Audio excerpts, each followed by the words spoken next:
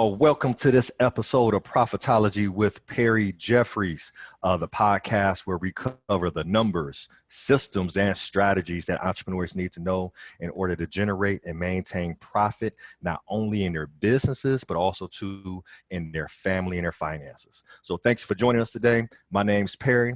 Known as the Entrepreneur CFO, and I'm the president of Diamond Equity Advisors, a full-service investment advisory firm specializing in cash management for businesses and retirement planning for families. So our company, Diamond Equity Advisors, is known as the Cash Flow Concierge, and what we take pride in is providing our clients with a white glove concierge service around their financial needs. And our vision is we're looking to close the wealth gap one business at a time. And what we mean by that is simply this. Recent research has shown that the leading driver of wealth in the United States is now entrepreneurship. And we know that if we can help entrepreneurs provide for their families and create profitable businesses and create wealth, then we can be very intentional about closing that wealth gap. So before we get started, we always like to share a thought of the day. And just the thought of the day is going to be just simply this. It's kind of a reoccurring theme today. Relationships. Here recently, I had a guest say that God's currency is the relationships he put in your life. And that just really resonated with me, even more so as I think about the guests that we're bringing on today. So with that being said, why we're highlighting entrepreneurs on our podcast is because one of our core company values with our business is being an ecosystem engineer. And what that simply means is this: we truly believe that if we help others achieve their goals, that ultimately we'll be fine and be able to achieve a certain quality of life that we're looking to achieve as a company. So with that being said, we were just laser focused for this month and then months moving forward on highlighting our friends, our family, and our clients, because we want to be really intentional about that. So with that being said, I had the opportunity to welcome a special guest who I think kind of really checks off on all of those as far as, clients, friends, and family. We've been together, I don't know, Coach, I think it's been almost 15 years now. We're losing track. All I know is we both keep getting older. But I believe it's been about 15 years we've been rocking with each other. So it's my honor, my pleasure to introduce Sylvia Crawley to the show. Coach Sil, how you doing, sis? I'm good. Thank you for having me. Absolutely. Absolutely. So before we get started, I'm going to go through a little bit of your bio. We don't have that much time, but we'll just go really quickly through. So played in the WNBA, has been a sports analyst, has coached at the highest level of basketball. So, several Division I programs as an assistant coach, but also more importantly, as head coaches. You've been in a head coach position, looking like I'm seeing here about 3 different scenarios, right? Entrepreneur, real estate investor, just you cover a whole lot. But more importantly, I know you have a heart of gold, because even with your busy schedule, I asked you last year to come speak to a bunch of 4th graders, and you showed up and showed out and gave them so many life lessons that we'll just be forever grateful to you for. So with that being said, a ton of accolades that we can go through, coaching, leadership, the whole 9. But with that being said, more importantly, I know you're a sister, you're a friend, and you're just, one of my favorite people in the whole world. So so blessed and grateful to have you on the show with us. But with that being said, Coach, tell us a little bit about, who you are, tell us about what you're doing, and then we'll get into, some of your experiences and your journey on this entrepreneurship side.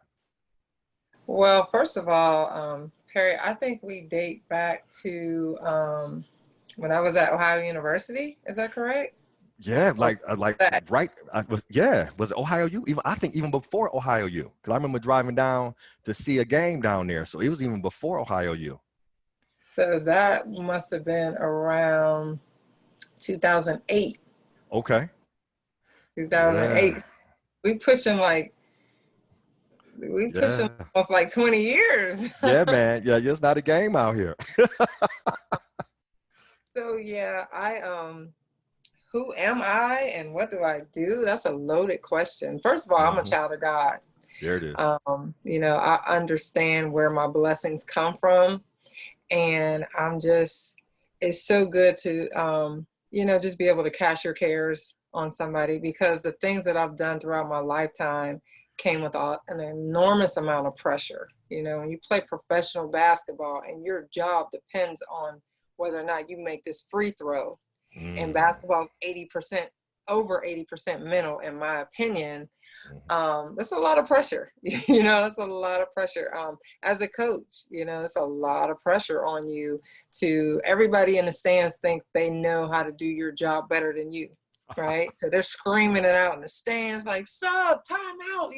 No other profession other than maybe a referee has it harder than that in terms of like the pressure that's on you from an exterior standpoint, right? Like nobody comes to you in your office and tells you how to do your job, right?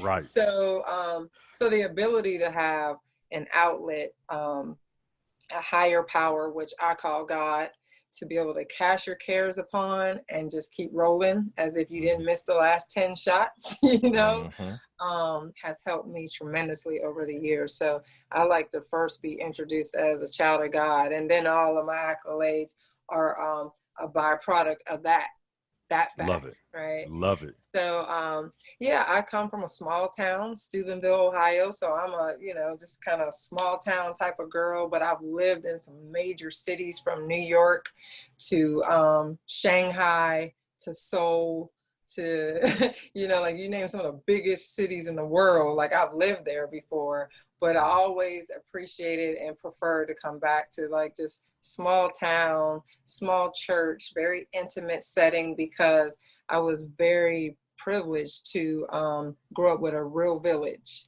So I have people that looked out for me, that was just like, you know what, you got a chance to do something with your life, and we're not going to let you blow it even if you tried. I love that.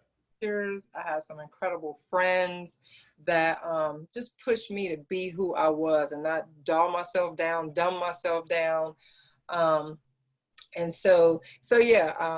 come from that type of environment, blue collar workers. My parents worked in a steel mill. My dad worked for Wheeling, Pittsburgh Steel Mill. He went to work every day. Didn't matter if he was drunk, like they put him in the front office, let him sober up, and then we send him to the coke plant, So like there were no days off for us. Like my parents went to work every day. So there was no, I'm sick and I'm gonna stay home from school today. Like you went to school every day. I had perfect attendance, right? So I come from that. I come from that type of grind where you don't work, you don't eat. So that's been a platform, I think, and a foundation for everything that I've done and everything that I do today. It's just like, everything you have come from God, and you got to work in order to get it. And so that was a great foundation for me to have.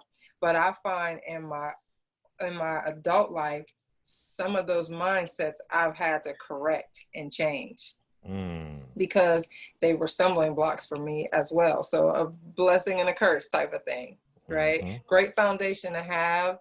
But in terms of working, like whatever you want, you got to work hard for it. Later in life, I've learned I have to duplicate myself. If I am the CEO and the seamstress and the accountant and the, everything for my company, which I grew up, like you want something done right, you got to do it yourself, right? Now I have to change that mindset a little bit. I grew up where I heard terms like, the people are filthy rich, and so that gave a negative connotation with being rich, or just, stingy and tightwad and money don't grow on trees. And those are things that I heard, not just my parents, but people in my community say, and money is the root of all evil, which is not true. That's not what the Bible says. The Bible says that the love of money is the root of all evil. And so, so the same thing that was a solid foundation to help get me far within whatever career path I was on, are the same things that I find myself later in life having to tweak and change a little bit in order to get to the next level. So it's almost like what got me here won't get me there type of thing. Love it. So yeah, in a nutshell, that's kind of like who I am at the core, at the root. Well, here's the deal. I'm trying to keep up with you here, so I'm taking my notes because you're just dropping all kind of value bombs and gems and value punches just in what you're saying here. So there's a couple things I want to address. So I love the piece. First I want to be introduced as a child of God. Absolutely love that. We won't turn it. We won't turn it into church, but I'm saying I absolutely love that. I'm saying, and I know that's the core of who you are and the reason you've been able to impact so many people.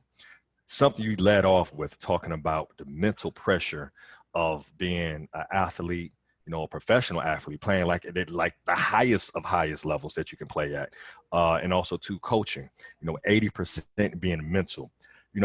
I don't know if I've ever heard an athlete say that 80% of the pressure, 80% of it was mental. I want to talk about that a little bit because with both of us being former athletes, me, I didn't play professionally, but I had my little scholarship to go play basketball.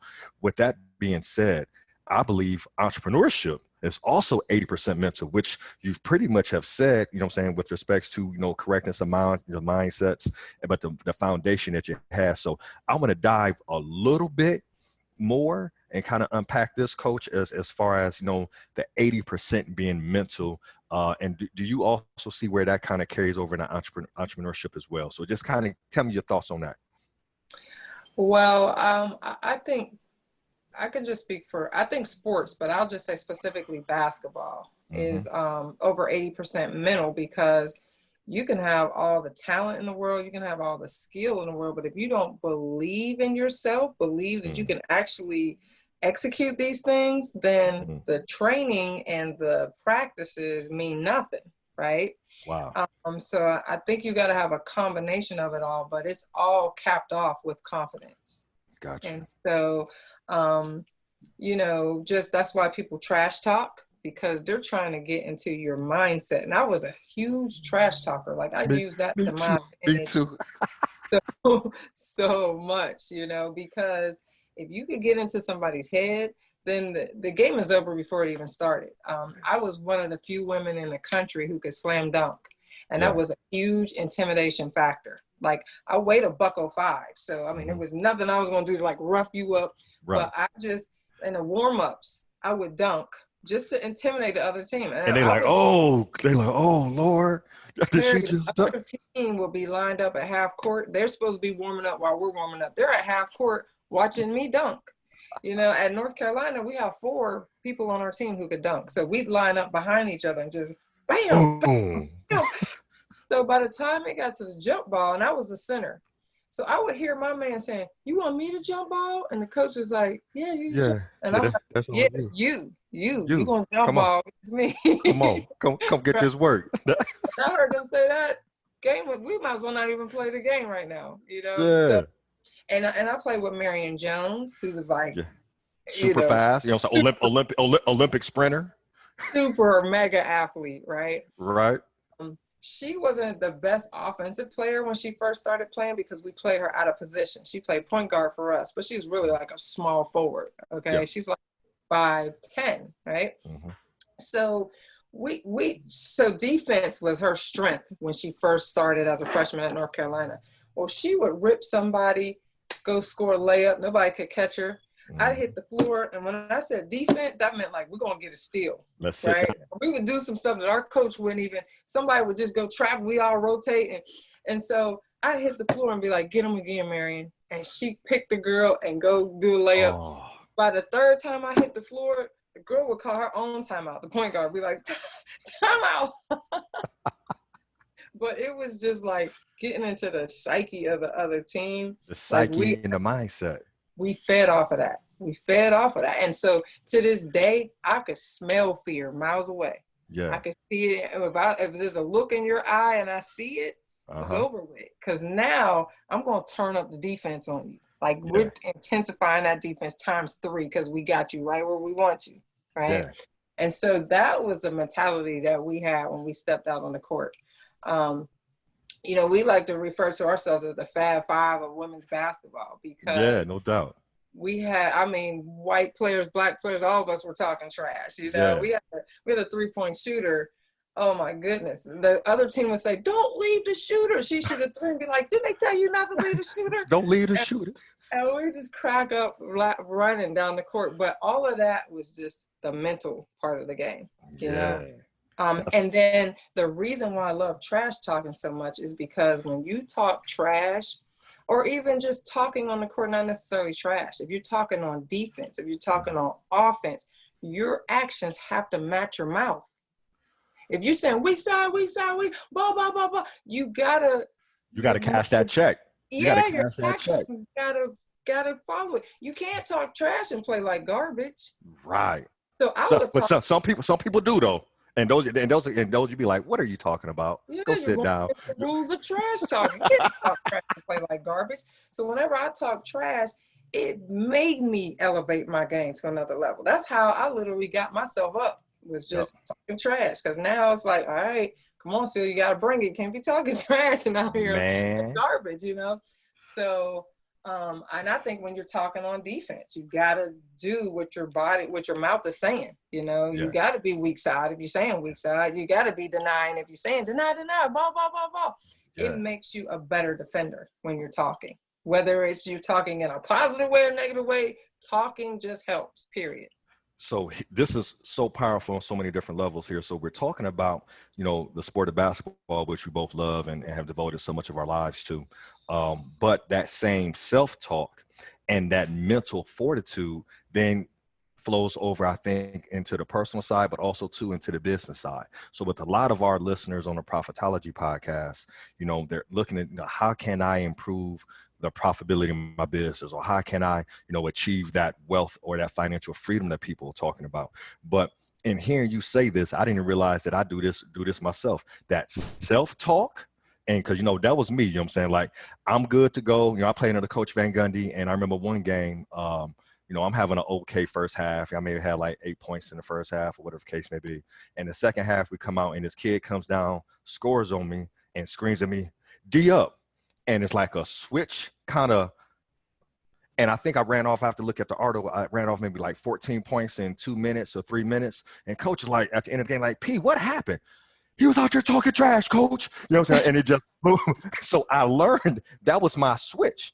And what I started to learn, even from a business standpoint, was how to flip that switch myself. So instead of having to wait on an exterior stimulus to come in, you flip that switch. So now I find myself doing that with my business, right? Flipping that switch and kind of having that self-talk, like, all right, y'all, we got to go out here and this is what we need to do. We need to help people, boom, right? And kind of just that mental piece that you were talking about. So I believe that just ties into a lot on the business side as well, Coach.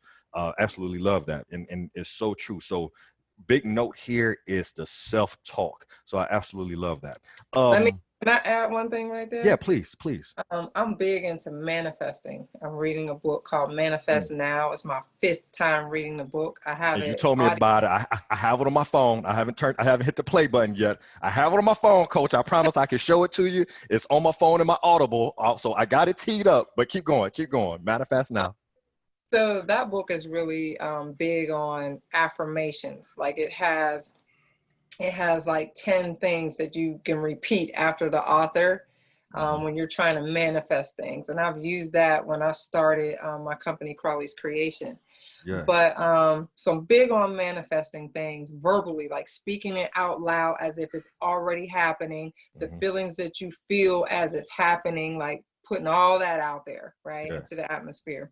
But one of the things that I've transferred from my playing days to being an entrepreneur is when I was at North Carolina, we won a national championship with 7 tenths on a second left on the clock. We were down by 2. Wow. Right. Okay. Now, my dad missed that moment because he said, oh, they lost. I'm going to go get the car so we can beat the traffic. He was gone. Right. So when most people think it's over, my mind, it's not over till it's over. Right. Yeah. So with 7 tenths of a second left on the clock, our coach made the gutsy call to not go for the tie. All we needed was tie to go to overtime. She called a play for my friend Charlotte Smith, who she's my good friend now, but you know, called for her to shoot a 3-point shot, which she had only probably made like 8 in her whole career. right? But Wow. she was the last person that people suspected would take the shot, you know, in terms of the defense. But she hit a shot with 7/10 of a second left on the clock. So in my mind, and that whole year, let me say this, that whole year, our coach did things at the end of practice. Like we played cutthroat, or we always did like mental toughness drills at the end of practice. And what that taught us was at the end of the game, that's where we kick it up another notch. Turn up. Whereas most people are like tired and fizzling out.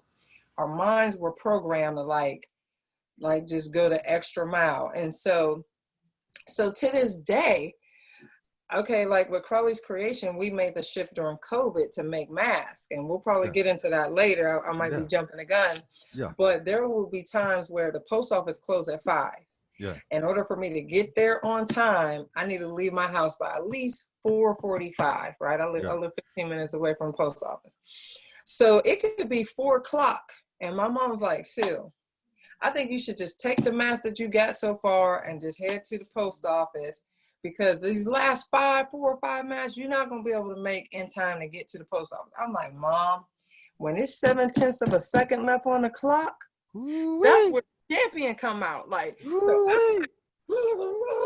like I'll give out 4 masks. Sometimes it takes me all day to make four masks. But when that clock is like ticking, in my mind, it's symbolic of that 7/10 of a second left on the clock. This is where the champion in me kicks to another level, Mom. I'm going, and so I'll go to the post office, get back. My mom's like, "Did you make it?" I'm like, "Of course I made it." She's like, "Did you get those 4 masks?" I said, "Yeah, I made 5." So like to this day, that's the storyline that plays out. That's the self-talk that I'm having in the craft room office today. Man, that's absolutely fire. That's one of the reasons I love athletics, because it's so many lessons we can take from athletics and apply to so much. So you open up the door. So let's talk about it a little bit. So I've known you for, 15 years, whatever the case may be. We'll be pushing 20 here in a second.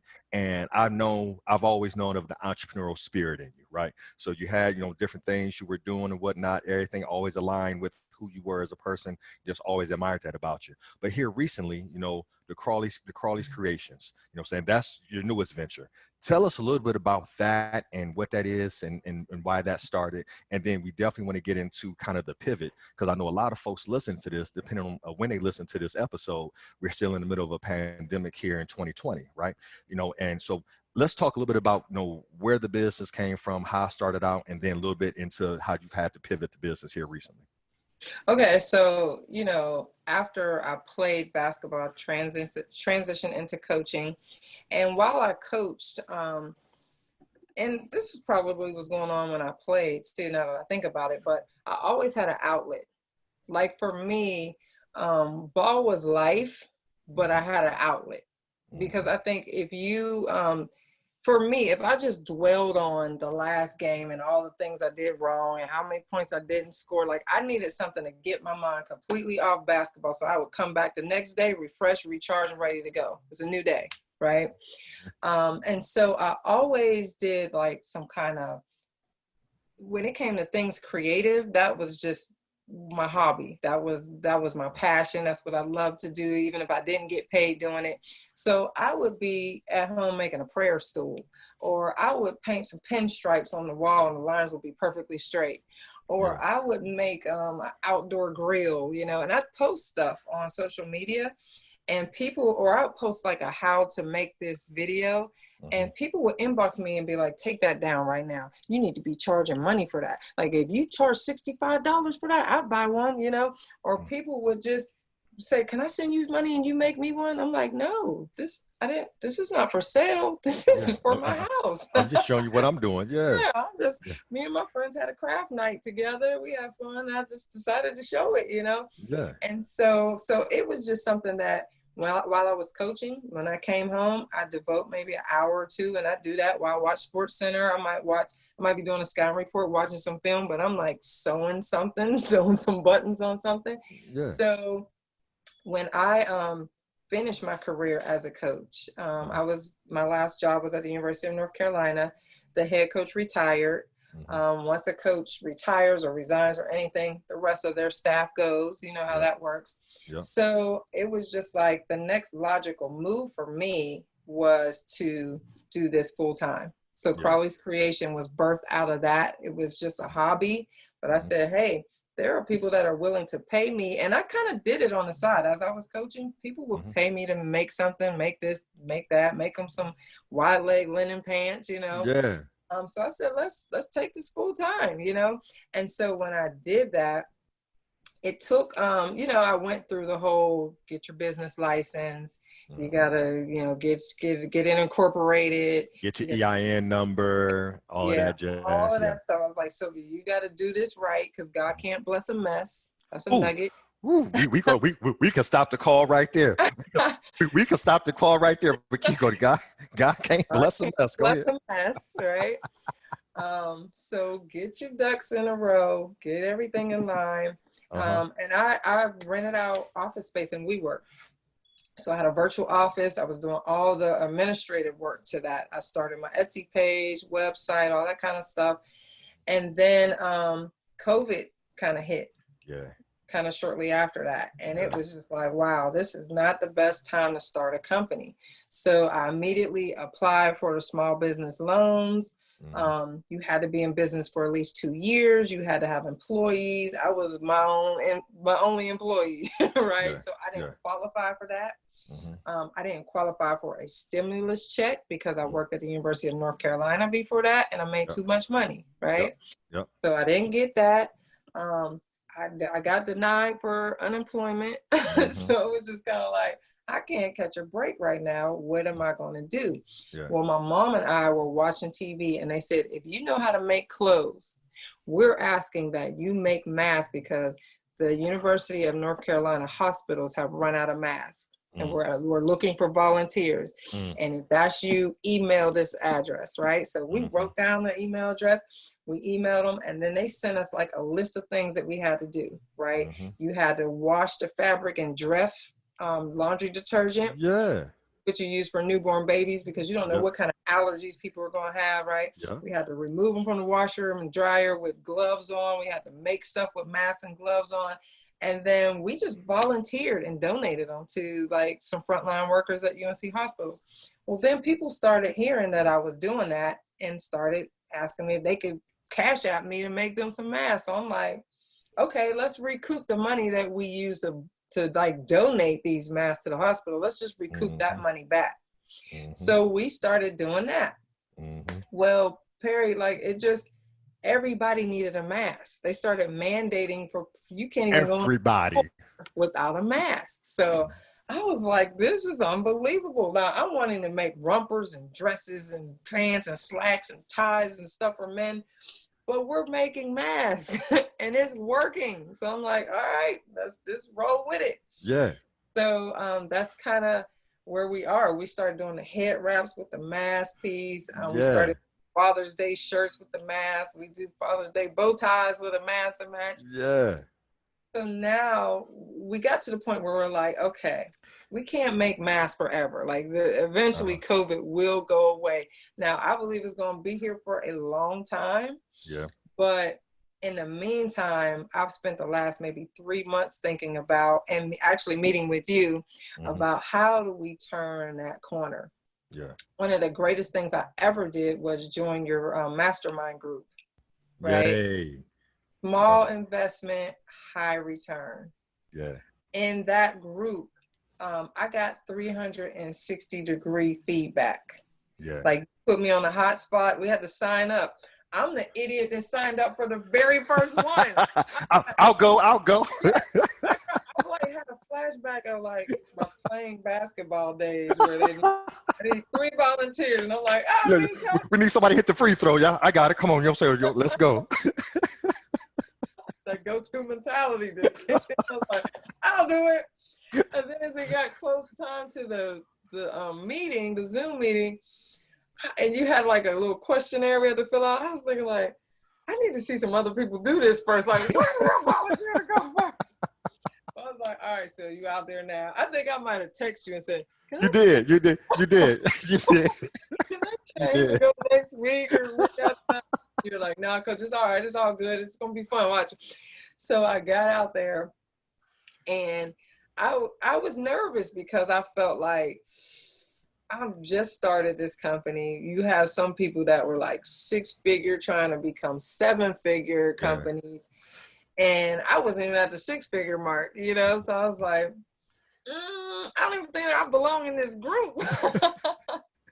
But I did it. And had advice to do a survey. Yeah. And I did that. I went through SurveyMonkey. I did a survey, and I found out what my true target audience is. Now, I thought I knew what my target audience is, but the people will tell you what that is. In the survey, I wanted to know, like, your income, your occupation, your sex, whether you're male or female.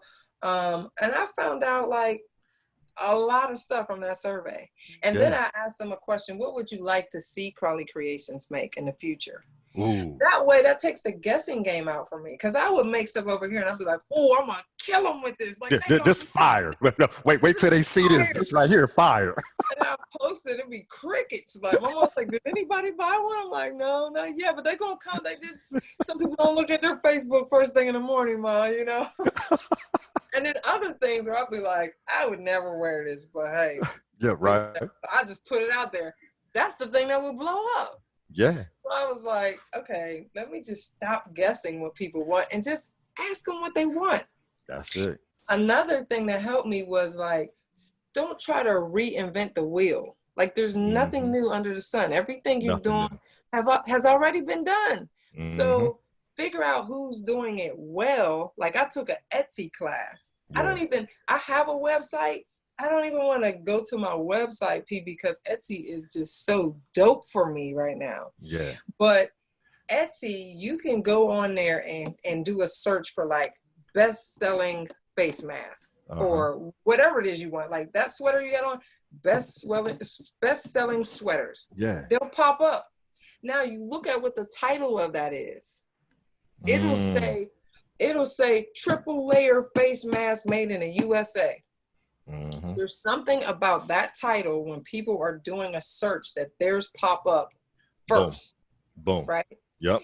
They're doing something right. So don't try to reinvent the wheel. When I post my mask, I research the top best sellers and whatever it is I'm going to post, right? And then I look at their headings. Yeah. So I either am going to use that heading or find a happy medium within those 5, and that is my heading. You also can do duplicates on Etsy. Yeah. So if I post Ohio State mask with a heading, I can duplicate that and put a different heading. So no matter what you're searching, it's going to pop up. It's going to pop up. Yeah. So I have clients in Montana. I have clients in, like, cities I never even heard of. My mom was like, how did they find out about your mask? I said, Mom, they're doing a search on Etsy and they're finding us, right?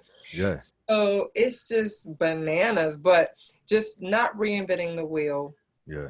Kind of going back to what you said earlier about the duplicating yourself. It kind of falls into that same space. Not inventing the wheel. Success leaves clues. Something I always share with folks is if you can for certain say that this is being, is attaining results, case it, CASSE, copy and steal everything ethically, you know what I'm saying? But if you see, like, man, add your flavor to it, you know what I'm saying, for your model, and go ahead and run with it. So I absolutely love this, Coach. This is absolutely fire. So let me do a quick pause because you're dropping so many gems. I just want to make sure that the listeners are getting some of this fire here. So one thing you said for entrepreneurs who are, one, looking to grow a business, whether they're new or been doing it, your mass business took off from you and your mom creating masks and donating to the school or to the hospital. That's a fire concept right there that I think a lot of entrepreneurs miss. They come out the gate like, oh, I'm gonna make money doing this. This is gonna be absolutely phenomenal. Everybody's gonna buy this. I saw on Facebook, if I buy, some Facebook ads, I'll make $1 million a minute, and boom, I'm running with it. But they have no proof of concept. And by you donating, your product, because obviously it took you and your mom, y'all had to make time, buy the product, and you donated it on the front end. when you donated it, you got that proof of concept where it's like, yo, these are fire. We want more of these. I think a lot of entrepreneurs miss that when they start growing a business. They had this idea, but they have no proof of product or proof of concept. And they're hearing people say, well, you know, you got to charge for everything you do. When you come out the gate, you might have to give some stuff away. You know what I'm saying? I've given some services away. I've done some, you know what I'm saying? Hey, I'm a beta test this, and I'm not going to charge you what I think I'm going to charge in the future, but I need to try this out and see if you get some good results. So I don't want to move too quickly past that because that's absolutely fire right there. The next thing. Basically, you got to give to get. You better tell it. You got to open up your hands in order to receive more, you know? And so I'll never forget, I learned this through Monarch magazine. I know we're trying to stay focused on Crawley's Creation, but no, you're good. Also Go ahead. Co-founder of a magazine and was part of the grassroots of that. And so what we had to do was, because when we were first starting, no one had heard of Monarch. So we had to get subscribers. So I had a book about this. Okay, let me get in about this big that had Black engineers, like National Black Engineer Society, National Black Doctors, you know, Black lawyers, Black coaches, Black dentists. And so I got in that book. They have everybody listed. I called those numbers. I said, hi, we're starting a new magazine called Monarch. Would you, if we sent you 2 subscriptions, could we list you as a subscriber? They say yes. All right, here's our subscriber. We got national doctors, we got national dentists, we got NAACP, we got, you know what I mean? Like we got Rainbow Push, all the Black organizations. And now that gave us the leverage to go to Lexus and say, hey, would you like to buy an ad? Because these are our subscribers. Yeah, here's our subscribers. You know, your target audience is middle-class Black people, right? These are the people who are buying your Lexus trucks. And so we have access to those people, but we had to give those subscriptions out for free.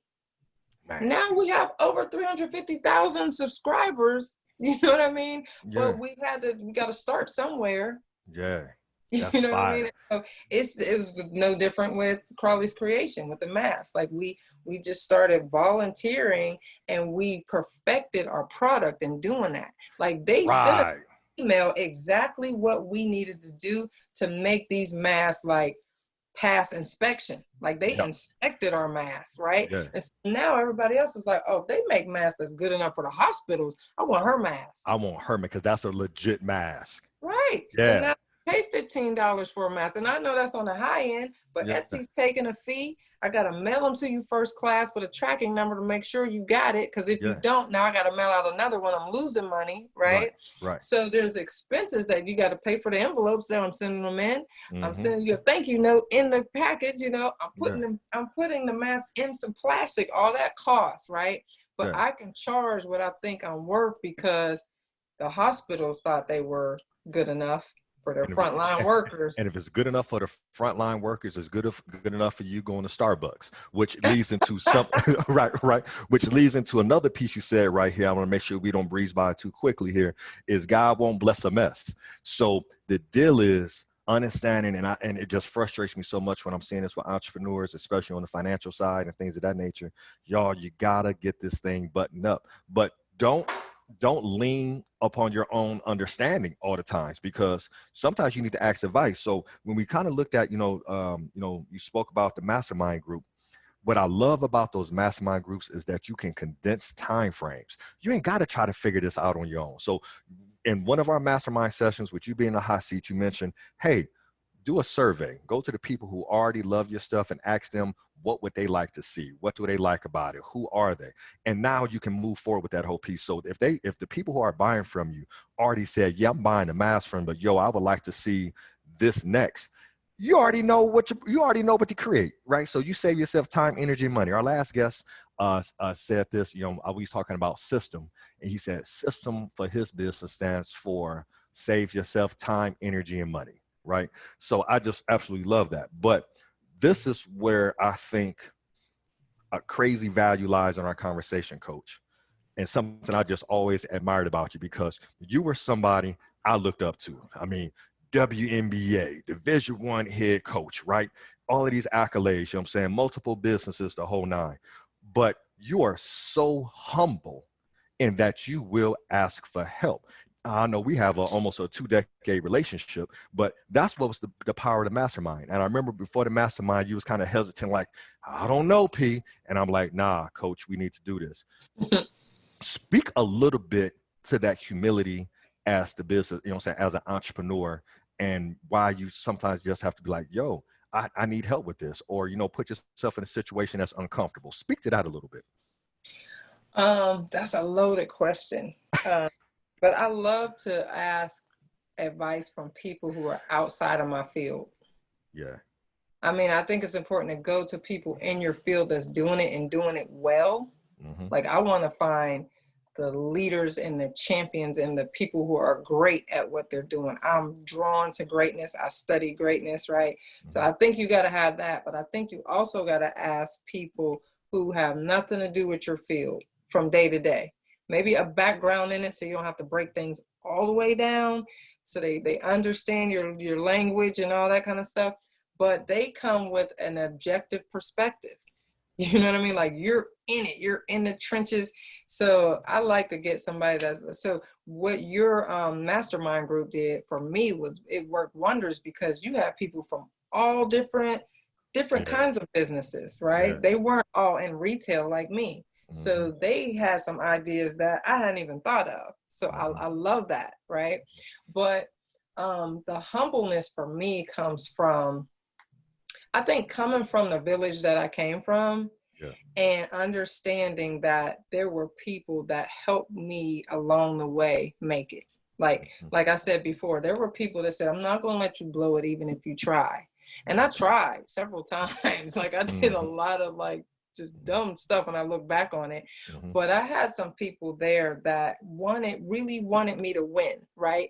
And when I did win, when I did get the scholarship, when I did win a national championship, when I did make it to the pros, when I did become a gold medalist, right?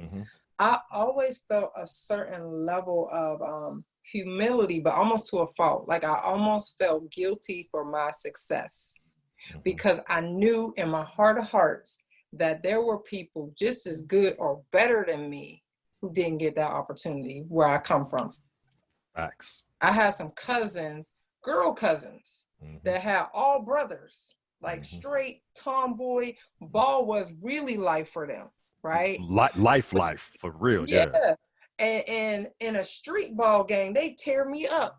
In an organized game, I probably got the best of them. But that's because I have more training, but not more experience. You know what I mean? Yeah. In my mind, they deserve that scholarship just as much as I did. Yeah. I have some friends that once I went to college, I hooped with the guys at my school.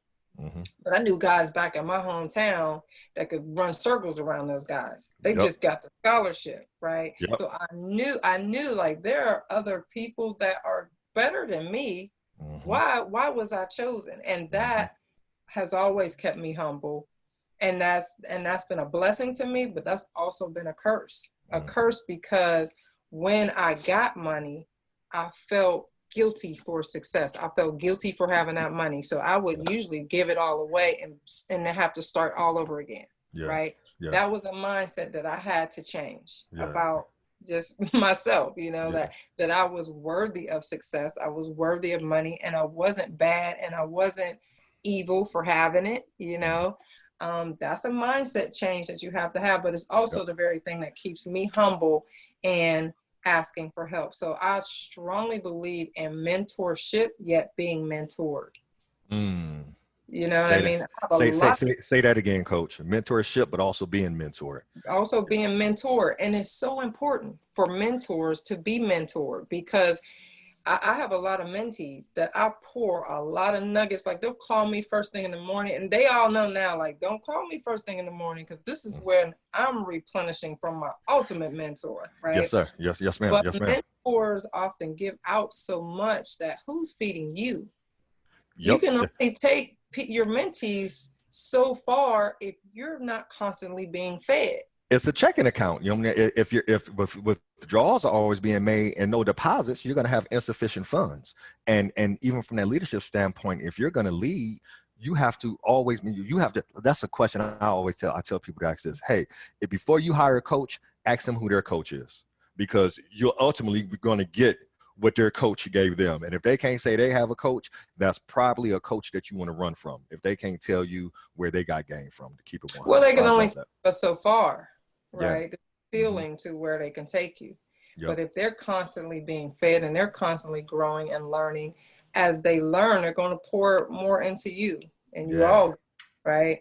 So I'm a firm believer of that. And I think that comes from me being the youngest in my family. I've been incredibly blessed to have the sister and the brother that, you know, I slept in the same bed. I didn't, listen, my old house, I didn't even have a room. we had a 2.5 bedroom house, and there were 5 of us. Wow. So my sister had a bedroom, my brother had a half a room, my parents had their room, and I just slept wherever I fell asleep. Like if it was raining outside and thunder and lightning, I go to my brother's room and be like, can I sleep with you? So I had siblings that were 10 and 8 years older than me. Yeah. So they were always like blazing a trail for me. Things that we didn't learn, they learned it in college, and they made sure I got it, just so it could be a little bit easier for me, right? So I started out with mentors right in my home. You know what I mean? Like I had a sister who went to college before I went to college, so I knew to take college prep classes, right? Some people are the oldest and they don't know to do those things. They don't know you got to apply for school. You can't wait till your senior year. It's too late. But I had siblings telling me that, right? So once they left the home and once I got older, I still was like seeking that knowledge from other people, you know, and in addition to them. Right. So like for me, when I was playing in a league, making thousands of dollars, not millions, but thousands there. I remember I was excited because I had like $45,000 in my 401k. And my sister was like, that's it? Now, you know, like among I have friends who played in the league with me that didn't even have a 401k. They're like, I need all my check. Right. But I was proud that I had started mine from day one. I put the maximum amount in there. I never even knew what a full check felt like from day one that I worked, right? Yeah. And my sister was like, just shot my Frisbee down, like, right? Like, that's it? You playing the WNBA, all you got is $45. like, Sil, you ain't doing something right. Big shout out to Helen. Big shout out to Helen. This is a shark, man, like shark. She constantly shoots my Frisbee down, but I need that. Because, you know, everybody around me who I was playing with, I was balling. But I needed somebody to like check me to say like, no, you're not doing nothing. And my brother was like, you ain't got no real estate. He's like, you don't even have a house. You're just balling. And I'm like, well, I'm not settled yet. Like I played in 16 different countries. So I was like, okay, when I finally settled down and stop playing, then I'm gonna get a house. He's like, then it's gonna be too late. You ain't gonna have no money. Right. Like, you need some property and then like rent those houses out. That's more streams of income. My sister was like, yeah, you got to get some property. Like my family owned a lot of property. I was the weak link on the chain. So I eventually, like on an auction, got my first house. It was an auction going on. My brother took up the auction signs. You know where it say auction now and it has an address. He took the signs up, put them in the back of his car. And I was like, what are you doing?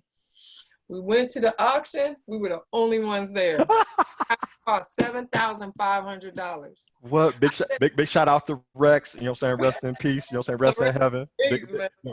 Big shout out. Big shout out to Big Bro, my frat brother, indeed. But he said, well, what's the, if nobody shows up, what's the minimum bid? They said $7,500. So the guy was like, okay, we're gonna wait a little bit longer because I know some people are gonna show up. Like he was outside looking down the street, nobody showed up. So he was like, all right, opening bid. My brother hit me. I said, $7,500. He was like, going once, going twice. So I didn't even have $7,500. I had to go home and like borrow a little bit from everybody. And they was excited that I was getting my first piece of property. So everybody divvied in. I bought the property. It had tenants already in it that did not want me to fix it up because they thought I was going to jack up the rent. So they're like, please, could you just please leave it as is and we'll fix it up. And they fixed it up and they rented it. And that house was over like 10 times over by the time I Right. sold it. Right. But, you know, it was just a matter of having mentors that challenged me, like my sister and brother saying, like, you think you're doing it? You ain't doing nothing. Like, you need to have this much in your 401k. You should have this much. You shouldn't have that much money in your savings account. What are you doing? What are That you money could doing be with that? working for Put you, put that right? money to work. Right. Oh And my then I have goodness. people like you that would explain things to me, like stocks and bonds and mutual funds. Like, you explain that to me in my language, like broke it down like I was a fifth grader. I could ask you the same question like 5 times and you did not make me feel stupid for that. But I needed that, you know, like Yeah. I've had financial planners at the league. Like, we were sponsored by different companies, right? Yeah. And you got free financial planning, and I would have meetings with them, and they would just talk so far over my head, and I had no idea what they were saying, but I was too embarrassed to like ask them again, like the Yeah. same question until I got it. Whereas when I got with you, I felt comfortable, you know, like, can you repeat that one more time? And you'd be like, you would give me like an analogy where I could get it. Oh, I love analogies. Lord I'm have a mercy. low-key belly. Don't let belly my wife hear that, because I gave her analogies on our first date. But keep going. Low-key, my favorite movie is Belly. For A lot of sure. people know that. For sure. You and I both. You explain stocks and bonds to me in DMX voice, and I got to the point Let's where let's go get the money. where this year you came to me and said, "Yo, coach, you ever think about I want to hire you? Like, you ever think about being a financial planner?" I'm like, "No, that's not my lane." He was like, "But listen, I think you'd be great at it." Like, Yeah. our relationship went from the belly conversations Yeah, for sure. For to you sure. putting me on the squad. And like, we went from me saying, "All right, what do you think I should do with my money? Like, what Hmm. would you do?" And you're like, "Coach, I can't really say what I would do, but you know, you Hmm. try to give me advice as best you could." So now when you call me and I'll be like, "All right, I want to look at this stock, this stock." Like, I'm telling you Uh-huh. now what I want to do. Like, I've Uh-huh. come a long way, you know, but Oh, that was reaching out to somebody in a field that knew more than I did, you know? yeah, So you can't be afraid to ask for help, you know, and you man. can't sit there and silently sink because of pride. Like, I think people don't have mentors because of pride. It's a lot. Which is crazy when you think about it, because whether we're talking mentorship, coaching, the best of the best always point back and be like, but my coach or my mentor. Like, hey, when somebody wins hey, I want to thank so and so, they're thanking their coaches, their mentors. It's like, that's what it is. So it just always amazes me when folks let pride get in the way from that. Any success I've had is because of mentorship or coaching, and that humility to be like, yo, I want to get better. I know I don't know everything. I know I have blind spots. So who can I go to who can, identify those blind spots and just give me a little something to stop me from turning left when I should be turning right? And that can make all the difference in the world, and in everything, what I'm saying? Relationships, finance, business, kind of the whole gambit, man. So that's absolutely fire. Coach, I know you, because we've been rocking for a while. We could probably stay on this thing for another 2 hours and just kick more fire. But you've covered so many, you dropped so many gems on us. But with everything came back to mindset and mentorship. And so leave us, what would you tell, if to leave the young entrepreneur, or even not even a young entrepreneur, just an entrepreneur looking to go to the next level? What's some takeaways, or a takeaway that you would want to leave them with? Let's say the biggest thing, and I am still going through this right now with my company, is figuring out how to duplicate yourself. Mm-hmm. Like I said earlier, like, you can't be the CEO and the secretary and the accountant and like, you Yeah. can't be all of those things Yeah. because you only have 24 hours in a day.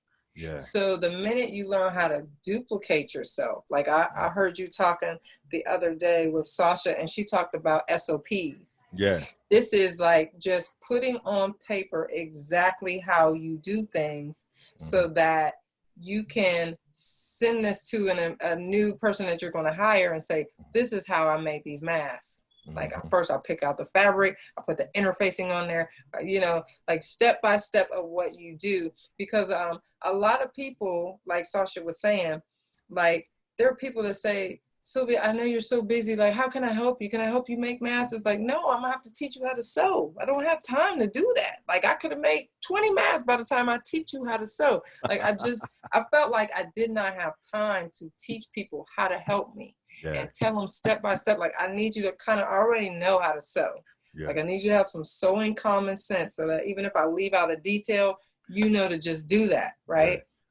But really, had I just taken the time out 3 months ago to train somebody on how I make the mask, I'd be so much far ahead by now, right? So you got to duplicate yourself. Like, I'm making how-to videos right now because I need those for my website. I can put them on my YouTube channel, you know, and things like that. But if I want to hire somebody, I could just send them to my library and say, look, pull out this how-to video, how to make a mask, or how to, you know, how to tie a head wrap, whatever it may be. And then now they're on board. They're helping me. I can hire them. And I've done it one time. I can hire 6 people with the same video. Now you go practice, see if you can do that. Okay, now let's come together and do it together. Then that saves me so much time. So just learning how to duplicate yourself. And in the book that we read in your mastermind group, From 6 to 7 Figures, it talked about a 6-figure mindset. When a new opportunity approaches, they're trying to figure out, like, okay, how can I do this? A 7-figure mindset says, okay, who can I assign this to? Clearly, I don't have time to do this. Like, whose assignment is this, right? And so that's delegating. That's how they got to have 7-figure company, because they have mastered duplicating themselves. They're going to delegate it to somebody else to do it. And they stay free to be creative and come up with new ideas and make the big decisions on behalf of the company. That is the key to everything. So that's where we are right now. Crawley's Creation is to the point where we have come to a crossroad. Like, I have to figure out how to duplicate myself. And that's done by SOPs. That's done by how-to videos. You hit me up to Loom, where you can record some stuff on Loom. If you're not a writer, you can say it and record it. Like, depending on what your style is, right? But I think that's the key, because you're limited. You can only do but so much by yourself. Only do but so much. And where I've seen you win is, one, not only focusing on duplicating yourself, but again, going back to just that humility, that ask for help, mentorship mindset, having that grind that you learn from your parents, no days off. A lot of people who don't know my story, I grew up throwing papers from the time I was, 12 years old to even when I went to college and came back, and my mom took that business over. And the paper route is a business where we started off with 33 papers, coach, end up going to almost close to 800, right? Had kids in the neighborhood. And the thing about the paper route, ain't no days off. Every day, you know what I'm saying? Christmas, folks want that Christmas paper. Folks want that Thanksgiving, that to get themselves, right? So couple of things here, just crazy gems you dropped on us. No days off, you know, the mentorship. But I think what I wrote around here is 7/10 of a second, right? It ain't over till it's over. And develop mental toughness at the end of it. Right. You know what I'm saying? That last quarter, we're in the 4th quarter of the year, and I can't think of a better takeaway or lesson to share with people. It's like, hey, this is 4th quarter. Play this thing out hard. You know what I'm saying? Get your systems in place. Find that mentor, find that coach, and position yourself to win for 2021, because 2020 has been tough. And we've learned a lot of lessons and have to make a lot of pivots in our business as well. But your mindset around 7/10 of a second sums up everything, coach, and you just done a phenomenal job, and just thank you for joining us. So, but a couple before we leave, how do people contact you if they want to get, you know, on the Crawley's Creations mailing list, or what's the best way for people to follow you, contact you? Because we want to make sure that people go and support, because that's what we do here at Diamond Equity Advisors, being an ecosystem engineer. We absolutely love our clients. We absolutely love our friends and our family, and we want to make sure, because we can honestly say that we work with good people, right? And that's what I love about our small book of clients, is that we know all of them intimately. I know their hearts, and anybody we put in front of you guys is just understand they are great people. So how can people follow you and support you? My brand is very consistent. So on IG, Facebook, Etsy, my webpage, everything is, you either got to put an @ sign in front of it, depending on the social media stream, but it's Crawley's Creation. So that's on Facebook, that's on IG, Etsy, my website, Crawley with an apostrophe S Creation. That's how you can find me. And then it lists my phone number and email and how you can get in touch with me. Email is sylvia@crawleyscreation.com. So yeah, I am accessible. We do custom stuff. We have some stuff already posted on site, a lot of variety. And I will say that COVID helped me. COVID really helped me because I'm so talented at anything creative. I had a hard time like honing in on one thing. And I had this conversation with you. You're like, Coach, you're doing a fashion, you're doing an interior design. Like, what is it that what's your niche? And I was like, I reject people that try to put me in a box. It's just like, and I found out that I'm from like Cameroon, Bioko Island in Africa, and which is on the border of Nigeria. And people from those tribes are wired to do multiple things. So once I figured that out, I'm like, that's why I'm like that. Like I'm wired that way. That's how my people are, right? Yeah, so no doubt. I never would let people put me in a box and make me do one thing, right? But COVID hit. And when COVID hit, I couldn't do interior decorators people's house because people weren't letting you in their house. It's COVID. Social distancing, right? Yeah. Nobody was buying dresses and jumpsuits because they were trying to figure going out nowhere. Like, where the jogging pants at? Where the pajamas at? Going nowhere, and we don't know what's going to happen with our money, so we're not spending it right now, right? Yeah. And so COVID made us focus on masks. Yeah. Nothing else. Like I would try to do like mask, right? So it just made me zoom in and master something. Yeah. Right. And then from that, it spinned off to shirts with a mask, a jacket with a mask, a dress with a mask, but it's mask. Yeah. So I would say like the biggest thing that I learned from COVID and the biggest blessing really was it just made me focus on one thing. Yeah. That's for fire. Once in my life. but that focus on that one thing now has allowed you to build on everything else. And again, that's absolutely fire. And now I can do other things, but you got to start somewhere. Like it just can't be so broad. And that was hard for me to grasp. It really was. And now I got it. I had to get it. I had no choice. we rocking and rolling. So good. Well, Coach, you already know I love you to death. Thank you so much for blessing the podcast with so many gems. Anybody listening to this, please share this. Coach Crawley has shared so much with us, so many different gems around mindset, mentorship.